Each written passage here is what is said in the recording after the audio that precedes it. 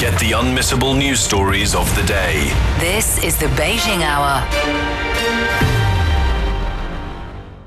Examining the events that impact and shape China and the rest of the world. This is the Beijing Hour, 1 hour of news and information brought to you every weekday. Now here's your host. Shane Bigham with you on this Thursday, April 16th, 2026. You're listening to the Beijing Hour, coming to you live from the Chinese capital. On today's program, China's economy grew by 5% in the first quarter, with officials saying the country's development is showing greater resilience and vitality.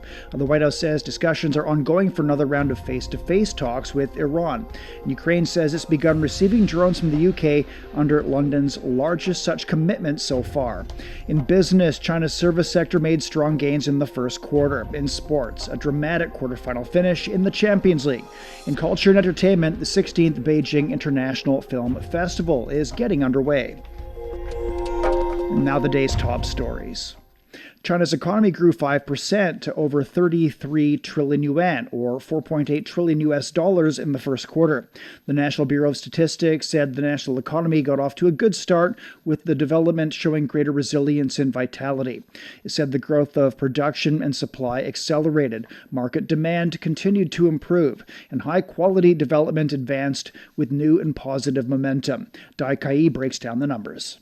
A steady and strong start despite uncertain external environment. According to National Bureau of Statistics, China's first quarter GDP grew by 5% year on year, and that is 0.5 percentage points faster than the fourth quarter last year. The industrial output of the country expanded 6.1%, and one thing we should mention is the high-tech manufacturing expanding more than 12%. Products like industrial robotics as well as lithium battery posting particularly strong gains. And on the demand side, retail sales expanded 2.4%, with service spending or service consumption growing faster. That is up 5.5%. Also, we saw upticks on fixed asset investment as well as trade. Now, officials from the National Bureau of Statistics said that this year marks the opening year of the 15th five-year plan for China. All major indicators in the first quarter have shown upticks, with new growth drivers expanding rapidly, and that helped the entire economy getting off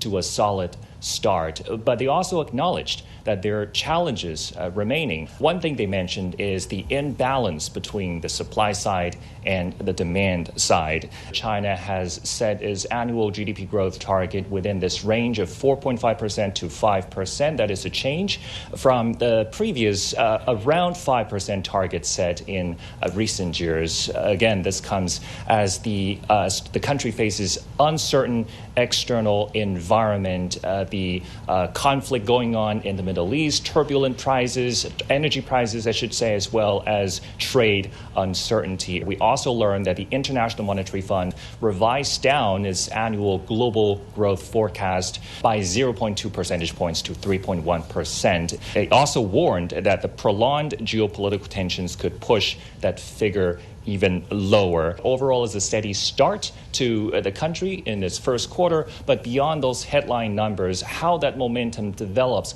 could well define the trajectory of the country's economy for the rest of the year.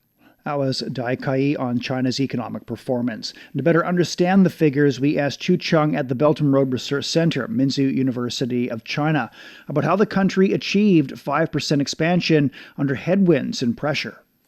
With internal circulation itself, China actually can achieve the stability of its natural growth for sure. And secondly, China really pays attention to the high technology growth. For example, China right now developed its own commanding high pillars of the economy, a faster growing lithium battery, EV industry, solar and wind panel, generations. And all that actually has become the new edge of the Chinese export. You probably know that with the soaring up oil prices, this kind of the green technologies and green generation actually be more yearned by the world market. And also, thirdly, China always paid attention to how we can provide more of the social security and to solve people's consumption burdens for ordinary families. We really paid attention to how we can provide more of the social profit, social benefit for aged care, maternity leave and children's education and people's health care. And all that actually we've been taken care by more and more by the government. People will have more of the confidence to spend their money. And also in the short term, I think some other factors contributed to the Chinese economic growth in the Q1. Number one is that the interrupted the world supply chain out there. So Chinese supply chain has become more valuable. People need to still go on with their life. They kind of buy things from China. And secondly, I think is because the world demand is still be here, and the Chinese products is very competitive to fill in the gap. That was Chu Chung on the economic performance in China. Managing Director of the International Monetary Fund has hailed China's economic resilience in the face of global challenges. Kristalina Georgieva was answering a question from China Media Group during the IMF and World Bank spring meetings in Washington. We do see resilience in the economy. China has great potential as it moves to change its growth model from one that is mostly dependent on exports to one that is primarily oriented towards domestic consumption, move from goods to services that can give a big boost to China. The IMF chief also said because of its size, when China's economy does well, it'll have a positive impact on the world. China's foreign trade also started the year with strong momentum, with growth hitting a 5-year high in the first quarter. Imports and exports reached 11.8 trillion yuan, or 1.6 trillion US dollars. Ho Na finds out what's driving that surge. In the first quarter of 2026, electromechanical products like transformers became new export hits. Changzhou in eastern China's Jiangsu province is known as the world capital of transformers.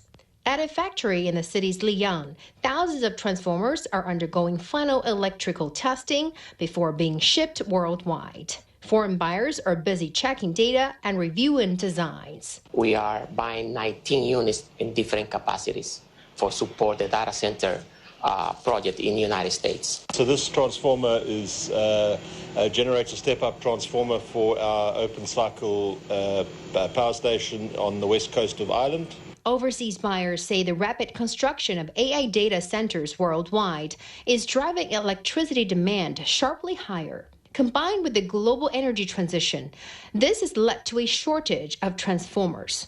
So why are buyers flocking to Changzhou? Very fast delivery, but also very competitive on cost and high quality. The delivery time is very fast. You're able to supply this transformer within 4 months after signing the contract. For similar transformers, delivery times overseas can reach 24 months. In Changzhou, it takes just 4. How can it be so speedy? We can produce all major components ourselves, including conductors, radiators, tanks, and insulation parts. From compact, high-efficiency models for data centers to low-carbon products for European and American markets, and to specialized transformers for extreme environments, a complete industrial chain allows companies in Changzhou to respond quickly to global demand. Most core components can be manufactured locally, and nearly all supporting parts can be sourced within the Yangtze River Delta. Companies are also investing to boost efficiency. At another factory, a newly launched ultra-high voltage smart transformer project has increased capacity by 60%. The new workshop is equipped with advanced automation, such as laser cutting machines and welding robots, which significantly improve efficiency. Policy support is also helping. Local authorities provide financial incentives for expansion projects and streamline customs procedures. There are now more than 70 transformer exporters in Changzhou, forming a competitive industrial cluster. In the first quarter, transformer exports grew by over 60% year-on-year, contributing nearly 1 percentage point to the city's electromechanical export growth. China accounts for about 60% of global transformer production capacity. As demand grows worldwide, speed and supply are becoming key to competition. And Changzhou shows faster delivery is an important edge. That was Honat reporting. Coming up, U.S. officials say talks are underway for more in-person negotiations with Iran. From epic tales of mystery and magic to accounts of battle and empire.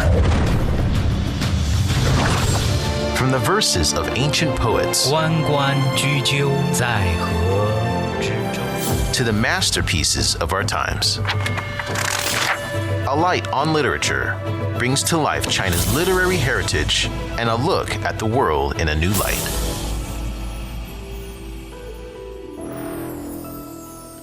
At 10 minutes past the hour. The White House says discussions are ongoing over a possible new round of face-to-face talks with Iran. The Iranian Foreign Ministry says communication with Washington continues, but no date has been set for new negotiations. The two sides have maintained contact through Pakistan. Iran said it's consistently prioritized the safety of navigation in the Strait of Hormuz, but the war has altered regional security. It said Washington's blockade will not succeed. Nick Harper reports from Washington, D.C. There is a narrative that there is momentum going on behind the scenes to try and secure a deal. The White House press secretary on Wednesday at a briefing confirmed that the US has not formally asked for an extension to the ceasefire, which is due to run out in a week's time. Earlier, Donald Trump said he didn't think it would be necessary to extend that ceasefire. Caroline Leavitt also said that the US feels good about the prospects of a deal. In terms of when the next rounds of direct talks could take place, no timeline as of yet. Leavitt confirming that it's very likely that the US and Iran would sit down once again in the Pakistani capital, Islamabad. Negotiations are underway through mediator Pakistan. The real test is how serious the other side is about its claimed diplomatic efforts. It is now up to the United States to demonstrate its sincerity. Donald Trump has also been speaking about how quickly all of this could get wrapped up and telling Fox News that this conflict has been necessary. I had to divert, because if I didn't do that, right now you would have Iran with a nuclear weapon. And if they had a nuclear weapon, you would be calling everybody over there, sir. And you don't want to do that. Well, you keep saying was. Is this war over? I think it's close to over, yeah. I mean, I view it as very close to over. You know what? If I pulled up stakes right now, it would take them 20 years to rebuild that country. And we're not finished. We'll see what happens. I think they want to make a deal very badly. But while the focus is on getting a deal done, the Strait of Hormuz still remains a major point of contention. The US blockade is now more than 2 days old. The US says that it has fully implemented and enforced that blockade, ensuring that no Iranian vessels are able to exit or enter any Iranian port. However, Iran says that that is illegal, that it's a violation of its sovereignty and a violation of the ceasefire agreement. And Iran is threatening to shut down shipping elsewhere, including in the Red Sea, the Persian Gulf, and the Sea of Oman. That was Nick Harper reporting. Iranian President Masoud Pezeshkian says no power can force the nation to surrender and condemned U.S.-Israeli attacks on civilian sites. He accused them of violating basic humanitarian norms. When the United States and Israel strike schools, maternity wards, and hospitals, it means that no humanitarian framework is being respected. This is shameful. The world must see this. They claim that we are terrorists, but the real terrorists are them. They have massacred anyone, anywhere, whenever they wanted, and then they speak about human rights. Shame on them. We appreciate the Chinese government, the president of China, and the efforts that have been made. China has stood against oppression and injustice. The Iranian president also expressed appreciation for China's emergency assistance. Saper Sarami has more from Tehran. I came to Iranian Red Crescent Society in Tehran. I attended a very high-ranking session. Iranian President Masoud Pezeshkian came. China's ambassador to Iran was also present, with the head of Iranian Red Crescent Society, Mr. Kulivan. China has given Iran $200,000 to the families of those children who were killed in a school in southern Iran at the outset of conflict. And additionally, China is giving 58 tons of humanitarian aid, mostly medicine. I also had the opportunity to talk to China's ambassador. He explained about the situation. Together with the Red Crescent Society in Iran. And for us, we felt very deeply about the suffering of the Iranian people. So that's why the Chinese government decided to provide emergent humanitarian assistance to Iran, totaling 58 tons. And it's about medicine. So we believe at this critical moment, this kind of medicine items can help the Iranian people to pass over this very difficult time and for them to save lives and to rebuild their homes. That was a report on China's assistance to Iran. Foreign Minister Wang Yi says China supports maintaining the momentum of a ceasefire and peace talks, which serve the interests of the Iranian people and reflects international expectations. He spoke with Iranian Foreign Minister Abbas Araghchi on the phone and called for the protection of international navigation through the Strait of Hormuz.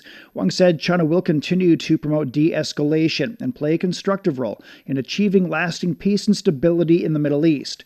Araghchi said Tehran is willing to continue seeking a national and practical solution through dialogue. He said Iran appreciates China's efforts to ease regional tensions and expects Beijing to play a positive role in promoting peace and ending the war. Iranian media say Foreign Minister Abbas Araghchi's had preliminary meetings with the Pakistani Army Chief of Staff in Tehran. More talks will continue to discuss communications with Washington. Asif Durrani is a former ambassador of Pakistan to Iran. He says key issues like nuclear tensions and sanctions remain unresolved. Those sanctions which were imposed on Iran under the UN were to be lifted. Incidentally, those sanctions have lapsed in 2022.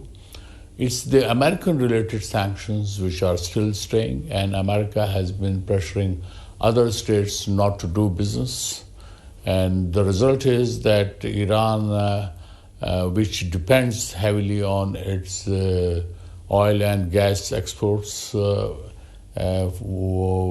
finding difficulty in selling that. When we talk about breakthrough, already cards are on the table. For instance, when you talk about lifting of sanctions against Iran, that is the key variable. So if America is satisfied with Iran's explanations on the nuclear issue, so it has to be linked to the lifting of sanctions against Iran. Similarly, I think Iran should also come up with some kind of a satisfactory explanation about its proxies in the region. Meantime, Pakistani Prime Minister Shehbaz Sharif reiterated commitment to encouraging the United States and Iran to reach an agreement for lasting peace and stability. Hezbollah says it's agreed to a ceasefire with Israel, but remains cautious about its implementation. Senior official Mahmoud Kamadi warned against repeating past deals where Israel failed to meet its obligations and urged residents to avoid southern Lebanon due to ongoing security risks. Meantime, Israeli forces continue strikes as negotiations advance. Prime Minister Benjamin Netanyahu says the campaign's aimed at two goals: Hezbollah's disarmament and achieving peace through strength. Israel's security cabinet is reviewing a ceasefire option as parallel U.S.-mediated talks with Lebanon keep a truce high on the agenda. A previous ceasefire in place since November 2024 saw near-daily Israeli strikes and collapsed on March 2nd after Hezbollah launched rockets toward Israel, triggering intensified airstrikes across Lebanon. Managing Director Kristalina Georgieva says the IMF has discussed the impact of the Middle East conflict and its support for member countries, especially those most vulnerable to rising energy costs and limited fiscal space. And the shock is global. All countries are affected by higher energy prices. But the negative impact is highly asymmetric, with the biggest burdens falling on countries that import energy and have limited policy space. In many cases, these are low-income or fragile economies. They need attention, and an important focus of our discussion this week is on how we can best support them. With rising debt constraining fiscal space, governments face a delicate balance between maintaining stability and providing targeted support. The IMF estimates financing needs could reach between 20 and 50 billion US dollars as it works with partners to assist the most vulnerable economies. Coming up, Ukraine has received the first shipment of a massive drone package from the UK. Want to learn about world affairs in a more laid-back and accessible manner? Join insiders, experts, and analysts in the casual setting of the Chat Lounge to hear their personal experiences and opinions on major events and hot issues. Subscribe to Chat Lounge for free on Apple Podcasts, Spotify, or wherever you get your favorite podcasts.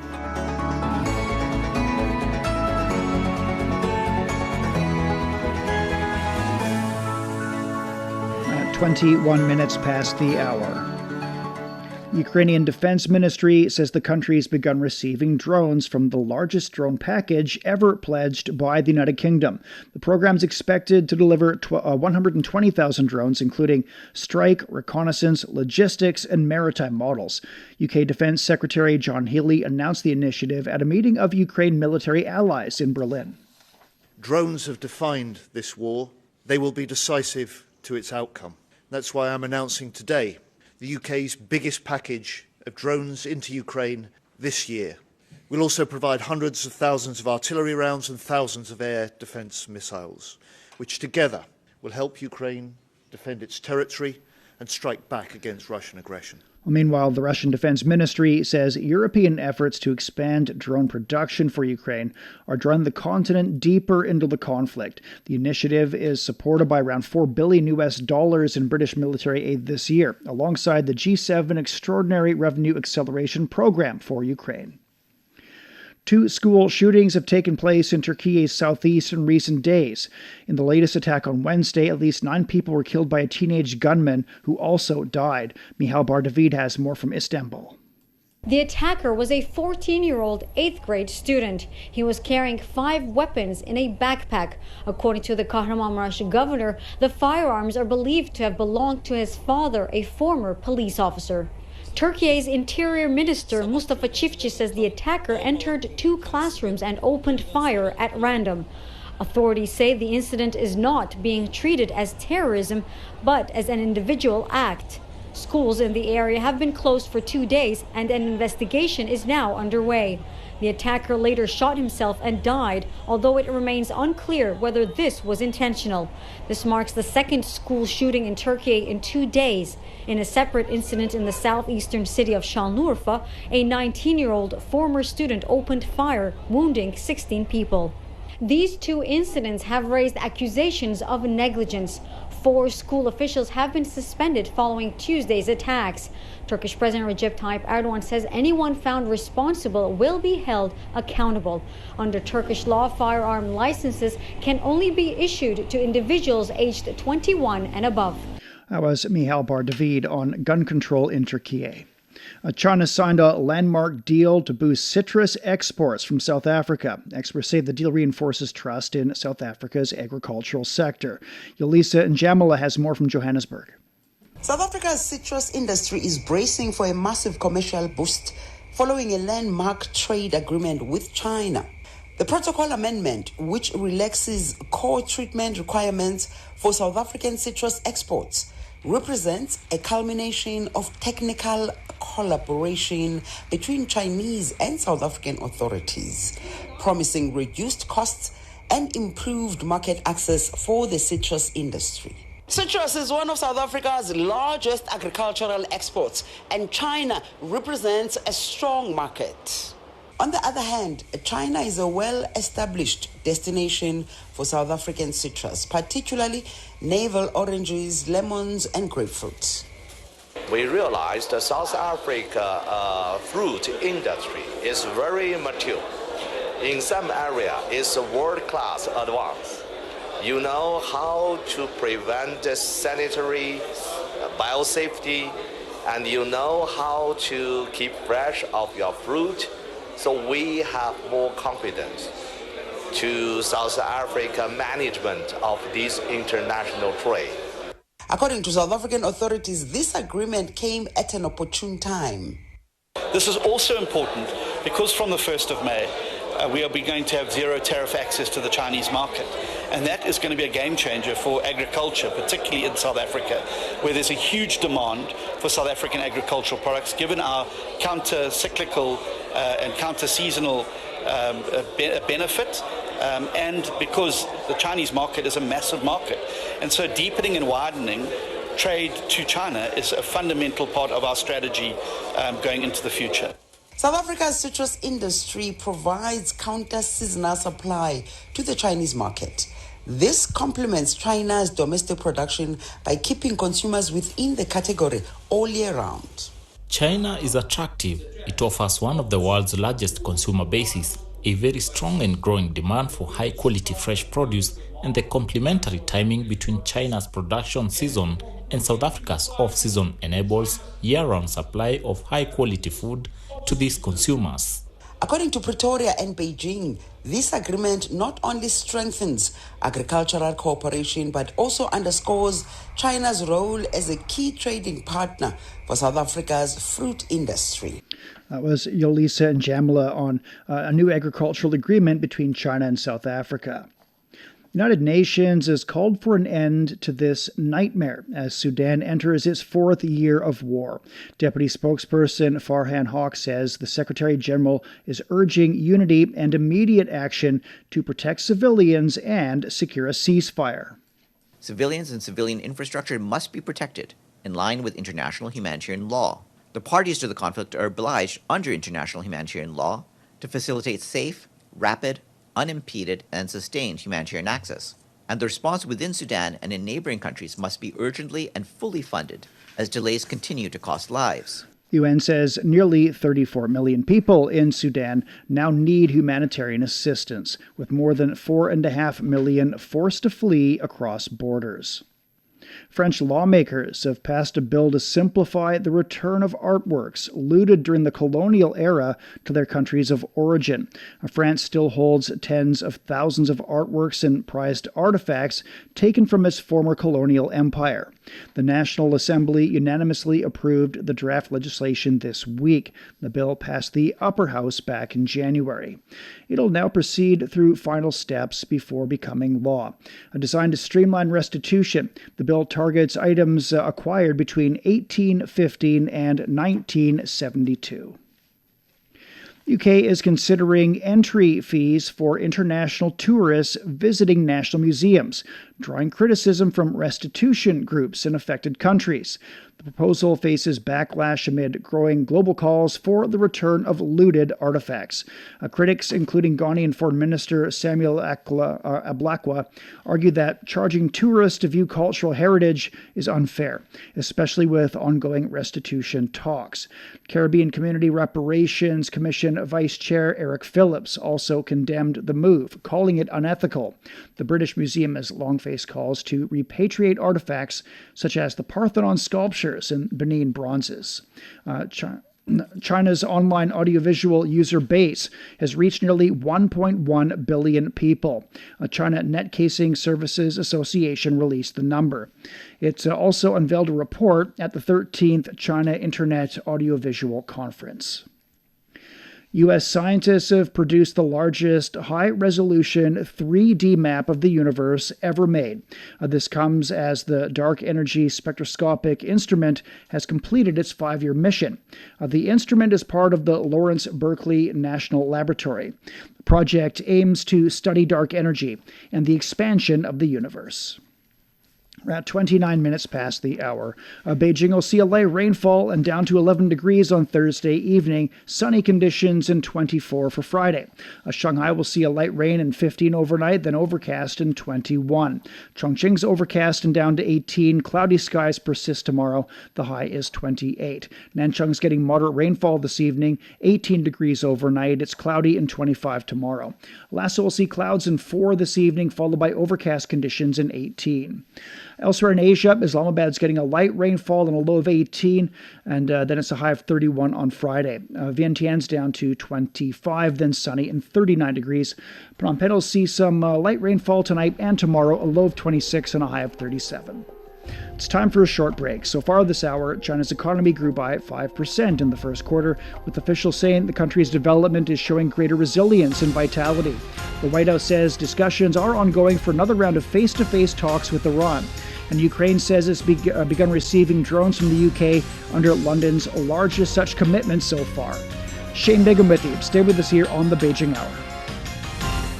From the refreshing cup of tea that starts your morning to the paper that you write on, the roots of many familiar parts of modern life can be traced back to ancient ideas. Join us on Made in Ancient China and discover how ideas born millennia ago became some of the world's greatest treasures. Made in Ancient China brings you stories of human ambition, inspiration, and connection. Now available on all major podcast platforms. Shh, listen up. Can you hear the heartbeat of our world? It's vibrant and pulsating with the essence of life itself. From the stem of trees to the gurgle of rivers. From the silent strength of mountains to the icy whispers of glaciers. Even the solid ground beneath our feet. Right there, in the midst of all, beats the heart of humanity. What if those other heartbeats were to stop? Would ours keep on ticking? Examining the events that impact and shape China and the rest of the world. This is the Beijing Hour, 1 hour of news and information brought to you every weekday. Now here's your host, Shane Bigham with you on this Thursday. Still to come. In business, China's service sector made strong gains in the first quarter. In sports, a dramatic quarterfinal finish in the Champions League. In culture and entertainment, the 16th Beijing International Film Festival is getting underway. To contact us, you can email radio@cgtn.com or follow our X account at CGTN Radio. Now at the check of the day's headlines, here's Tanyu. Thank you, Shane. U.S. President Donald Trump says Israel and Lebanon will hold talks on Thursday. The U.S. State Department says the two will have held a meeting in Washington where Israel insisted on Hezbollah's disarmament. Lebanon called for a ceasefire and measures to ease the severe humanitarian crisis resulting from the U.S.-Israeli war with Iran. The meeting marked the first major high-level engagement between Israel and Lebanon since 1993. The White House has expressed optimism about a potential ceasefire with Iran as the U.S. Navy's blockade of Iranian ports appears to be holding. U.S. President Donald Trump says a deal with Iran is possible by late April. The White House says discussions are ongoing over a possible new round of face-to-face talks. The Iranian Foreign Ministry says communication with Washington continues, but no date has been set for new negotiations. Contact is still being conducted through Pakistan. The Foreign Ministry also says Iran has consistently prioritized the safety of navigation in the Strait of Hormuz. It says Washington's blockade would not succeed. The Washington Post reports the U.S. is sending thousands of additional troops to the Middle East in the coming days to increase pressure on Iran. Around 50,000 U.S. troops are already in the region. Data from Japan shows that the number of visitors from the Chinese mainland plunged 55.9% in March, marking a continued downward trend that is weighing on the Japanese economy. Arrivals from the Chinese mainland dropped by more than 50% in the first quarter. The sustained decline in tourist numbers follows blatant Taiwan-related remarks by Japanese Prime Minister Sanae Takaichi. The downturn has put pressure on a wide range of industries, including retail, hospitality, and dining, which have traditionally relied heavily on Chinese tourists. Preliminary figures by the Japan Tourism Agency showed that spending by Chinese mainland travelers in the January-March period halved to 271.5 billion yen, or around $1.7 billion. North Korea has criticized Japan's diplomatic blue book, calling it a document that masks growing militarist ambitions. Pyongyang has accused Tokyo of using regional security rhetoric to justify expanding its military role and legal framework for offensive capabilities. North Korea also condemned Japan's remarks on Pyongyang's defense measures as a grave provocation, warning they infringe on the country's sovereignty and security interests. Turkish Interior Minister Mustafa Sifci says a deadly school shooting in Kahramanmaraş province is not being treated as an act of terrorism. A 14-year-old 8th grade student brought weapons from home and entered 2 classrooms at our school, opening fire indiscriminately, resulting in a massacre. As a result of this incident, we have 9 fatalities, 8 students and 1 teacher. In addition, 13 people were injured. 6 of the injured are in intensive care, and 3 are in critical condition. Officials say the firearms are believed to belong to the suspect's father, a retired police officer. The student was reportedly carrying 5 firearms and 7 magazines. The motive behind the attack remains unclear. The incident comes just a day after a separate shooting in nearby Şanlıurfa province, where a former student wounded 16 people, most of them students, before taking his own life. And finally, FIFA President Gianni Infantino says Iran will for sure participate in the World Cup despite ongoing tensions with the United States and Israel.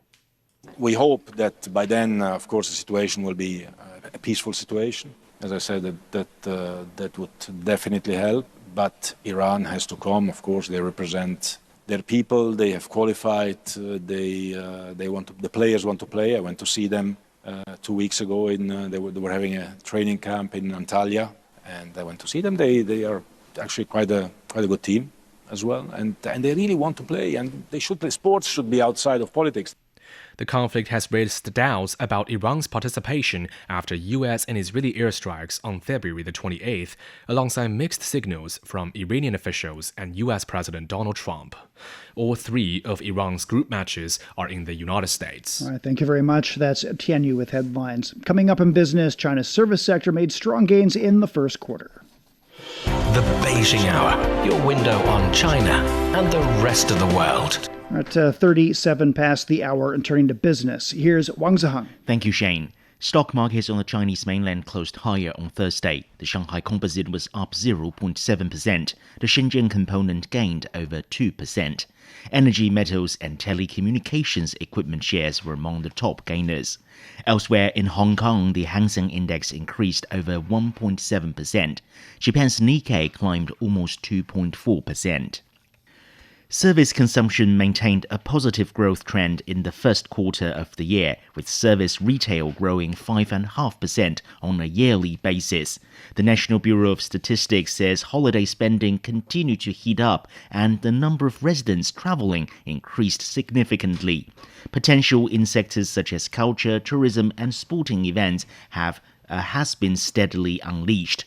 Retail sales of cultural, sports and leisure services, as well as tourism consulting and rental services, all recorded double-digit growth. The Bureau says driven by factors such as the Qingming Festival and the upcoming May Day holiday, the services categories, especially culture and tourism, are expected to maintain strong momentum into the second quarter. China established 14,000 new foreign-funded enterprises in the scientific research and technology services sector last year, a yearly increase of over 27%. The Commerce Ministry says foreign-funded R&D centers are an important part of China's innovation system. Many multinational companies are upgrading their manufacturing bases in the country into hubs of innovation, while foreign R&D centers are evolving from localized adaptation to becoming pioneers of global innovation.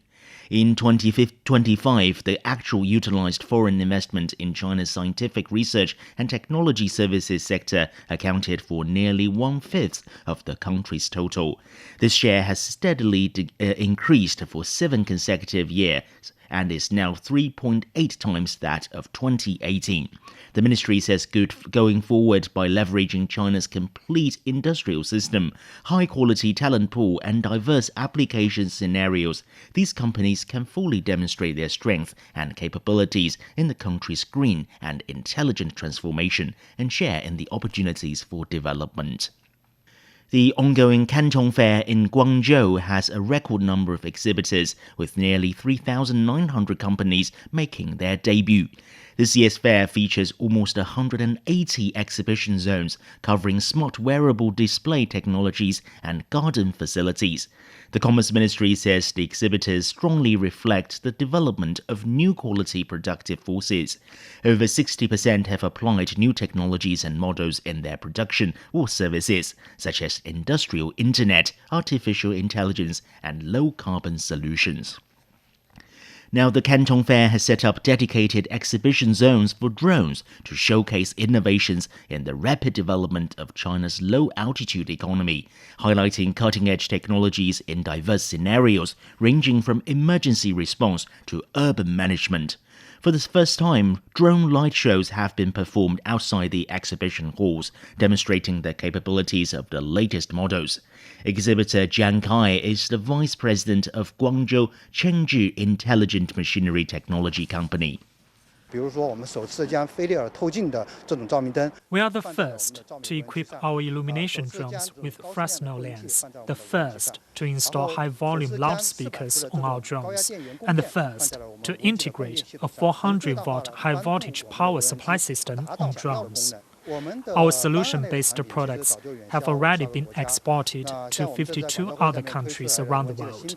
The new drone models we launched at this year's Canton Fair have already been sold in parts of North America, the Middle East, and Europe. One of the standout exhibits is a modular drone that is capable in a wide range of scenarios. In emergency rescue operations, it can carry searchlights and high-volume microphones to provide on-site guidance and support. Another highlight is a micro-intelligent drone designed for stealth operations in highly challenging environments. This year's China International Consumer Products Expo puts the spotlight on Hainan's eco-friendly efforts. From recycled textiles to locally produced bamboo, businesses on the southern Chinese island are fully embracing the green transition. Xu Xiaopeng has more. This year's expo features a bamboo and rattan-themed exhibition where tableware made from locally sourced bamboo, rattan, and processing residues in Hainan is on display, demonstrating viable pathways for reducing pollution and carbon emissions in packaging materials. There are nearly 200 products made from bamboo fiber. By design, their degradation time can be controlled, and they cause no environmental pollution. At the Haikou National High-Tech Zone booth, leading companies are showcasing eco-friendly products such as biodegradable tableware, plant fiber cat litter, and bamboo fiber packaging materials. Since settling in the high-tech zone in 2020, our annual output value has continued to grow from 38 million yuan to 130 million yuan last year, with a target of 20 million yuan this year. Beyond green materials, the expo is also showcasing innovative products such as reusable eco bags and luggage made of biodegradable materials. Our bags are mainly made from recycled textiles. We turn waste materials back into raw materials and create new products. Through these fashion items, we hope to inspire more people to embrace sustainable practices. We also hope that empty bottles can be given a second lease on life. Every consumer can come to our booth to collect an empty bottle, along with a packet of nutrient-rich soy and seeds, to add a touch of green to the earth. The 6th CICPE is leading a new wave of low-carbon consumption, bringing sustainability into everyday life and injecting fresh momentum into sustainable development. That was Xu Xiaopeng reporting. Power generation by China's major electricity production enterprises increased 1.4% on a yearly basis in March. According to the National Bureau of Statistics, total power output of these firms reached 802.5 billion kilowatt-hours last month. Hydropower output climbed nearly 11%, 4 points faster than the growth in the January-February period. Solar power output expanded 10%, while thermal power output increased 4.2%. During the January-March period, power generation by these enterprises totaled nearly 2.4 trillion kilowatt-hours, up 3.4% from the same period last year. Crude oil exports in the U.S. rose to a new record level last week. According to the U.S. Energy Information Administration, the surge was mainly driven by buyers seeking alternatives to Middle East supplies. Meanwhile, President Donald Trump has renewed his attacks on Federal Reserve Chief Jerome Powell. Karen Mitchell reports from New York.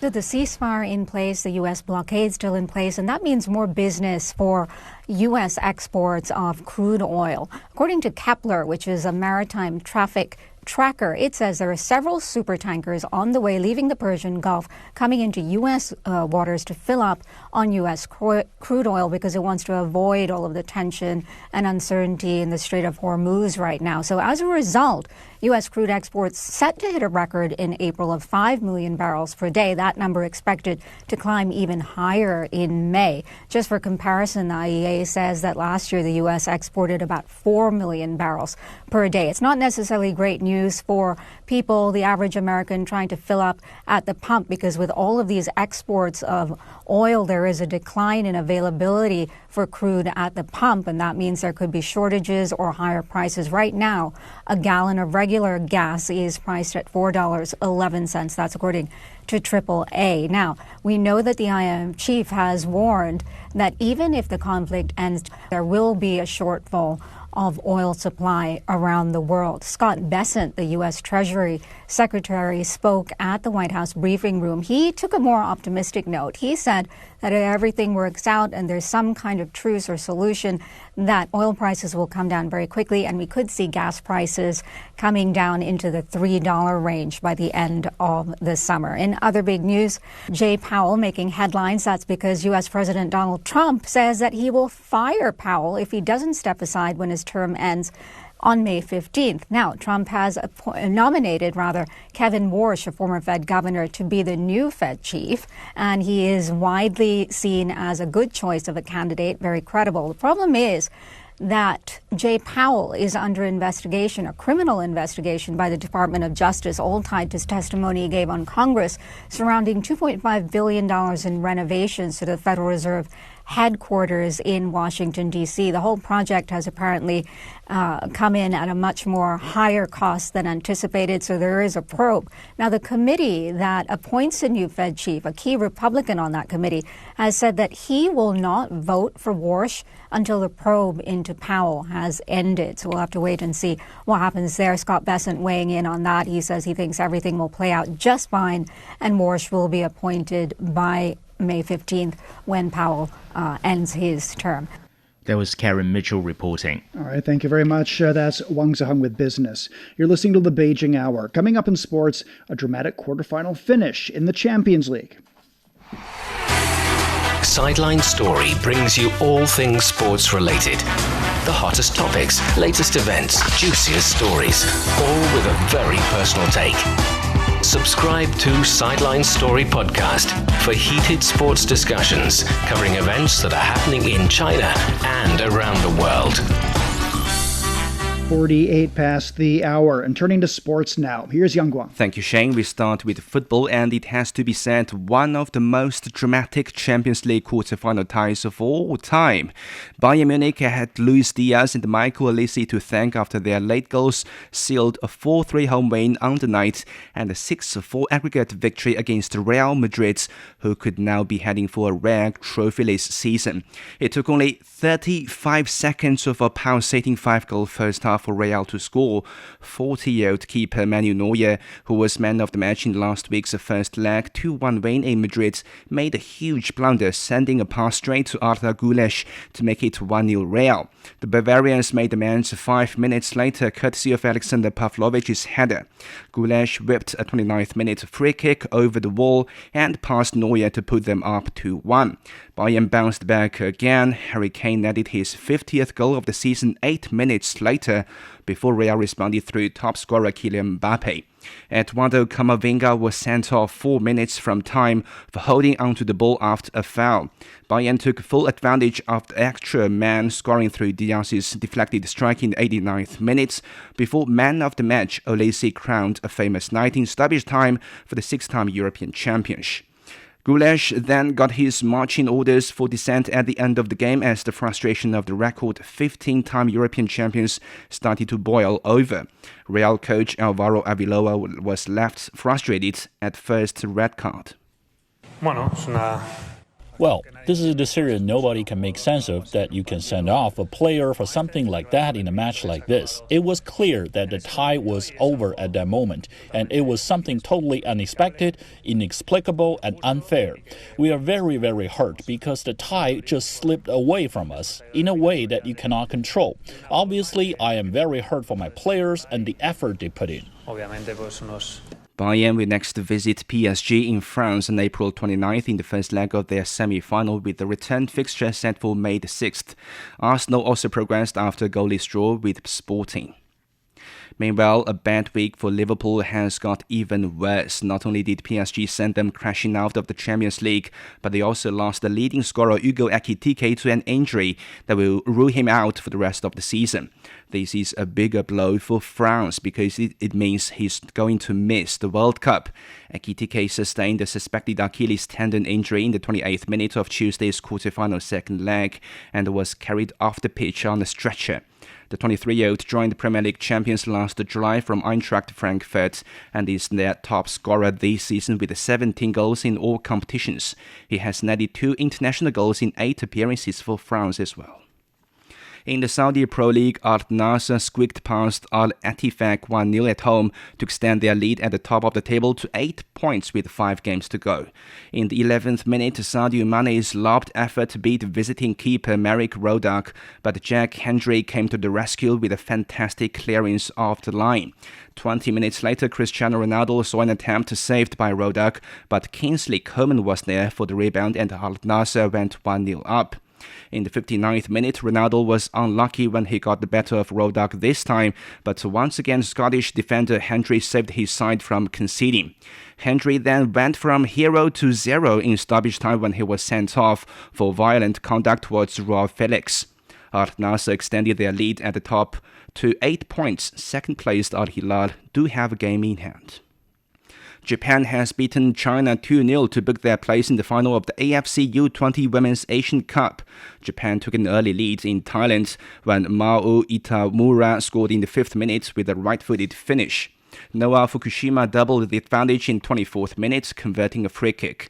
China came under sustained pressure for much of the game, although goalkeeper Liu Chen produced several key saves in the second half to keep her side in the game. China's best opportunity came just before the final whistle, but Lu Jiayu was unable to convert. Despite the defeat, China has already secured qualification for the FIFA U20 Women's World Cup in Poland, following their quarter-final win over Uzbekistan. All right, thank you very much. That's Yang Guang with sports. You're listening to the Beijing Hour. Coming up in culture and entertainment, the 16th Beijing International Film Festival is getting underway. From north to south, east to west, people in China are chasing their dreams and leaving their mark. Want to know how they beat the odds and made a difference? Footprints brings you the true life stories of their journeys. 53 past now, turning to culture and entertainment. The 16th Beijing International Film Festival gets underway in Beijing from Thursday, highlighting the diverse allure of global cinema and the dynamic openness of the capital as an international hub for cultural exchange. This year's festival features several key segments, including the Tiantian Awards, the opening ceremony, forums, a student film festival, and hundreds of events on the schedule. More than 1,800 films from around 140 countries and regions have signed up for the Tiantian Awards, while around 260 Chinese and international films will screen during the festival. UNESCO has designated 2 more sites in China as global geoparks, increasing the country's total to 51. Changshan Geopark in Zhejiang Province is known for its well-preserved geological layers dating back to the Cambrian and Ordovician periods and for its abundant fossil records. Mount Segunyang Geopark in Sichuan Province features dramatic mountain landscapes, complex rock formations, and towering granite peaks. The UNESCO Executive Board approved the decision during a meeting in Paris. In recent years, hit Chinese films have broken box office records and sparked a wave of travel to filming locations. Hu Chao follows one overseas guest who took a bullet train to visit popular movie spots in northern China.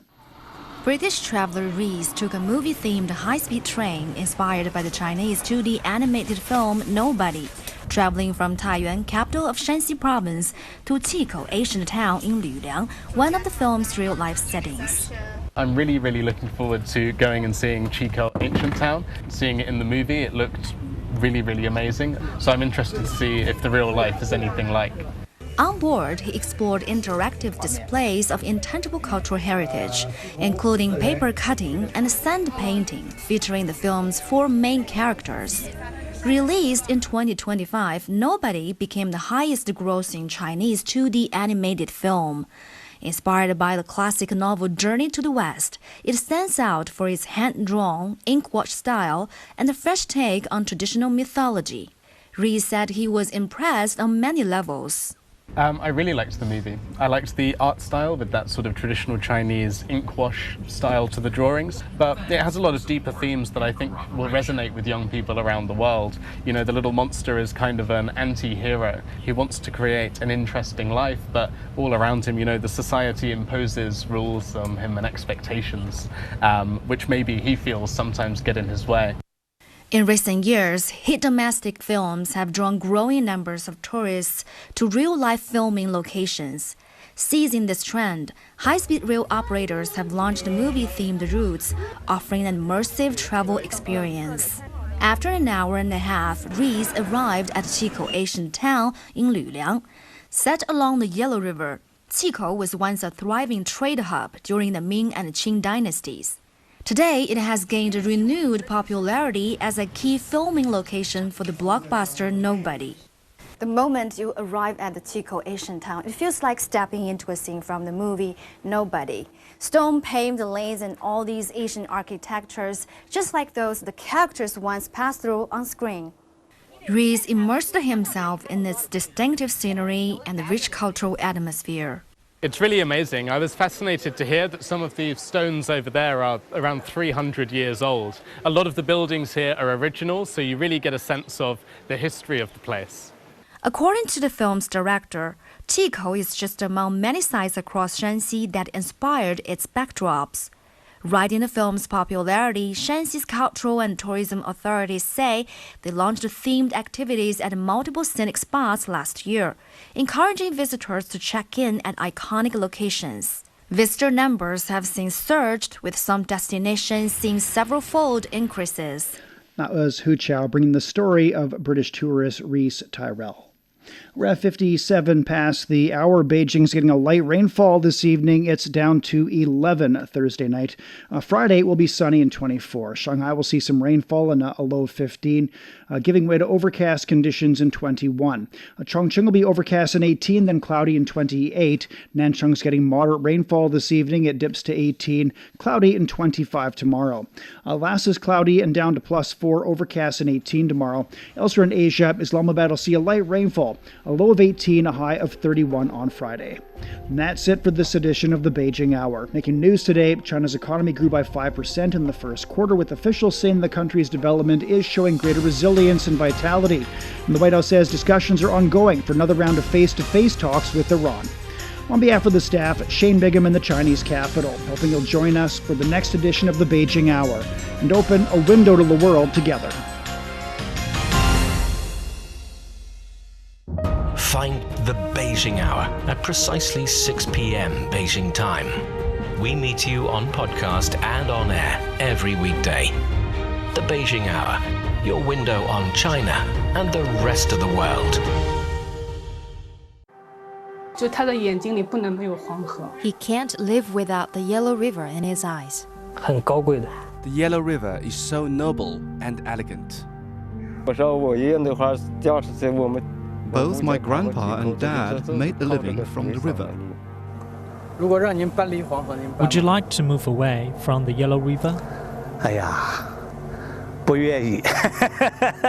don't think I will. I love it so much.